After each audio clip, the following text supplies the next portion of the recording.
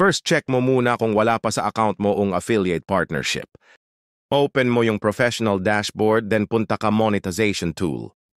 Kung wala pa dyan, balik ka sa profile mo, then subukan mo mag-post ng reel kahit anong video. So yan, may nagtanong dito, sabi niya, sir. Next, then scroll mo pababa, hanapin mo earn money, then click mo kung ganito lalabas.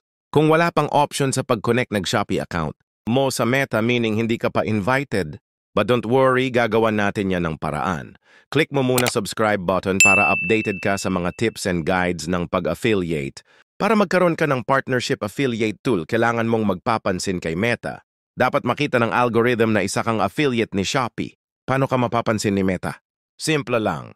Kailangan mo lang mag-post ng mga affiliate videos at maglagay ng Shopee link sa caption at comment.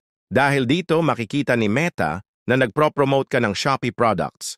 At dahil partners na sila ngayon, dun ka i-invite ni Meta para partnership affiliate program.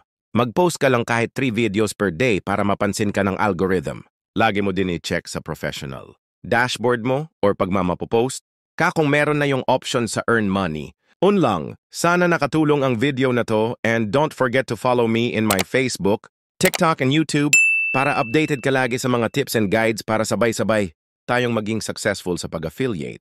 Happy selling and keep on grinding!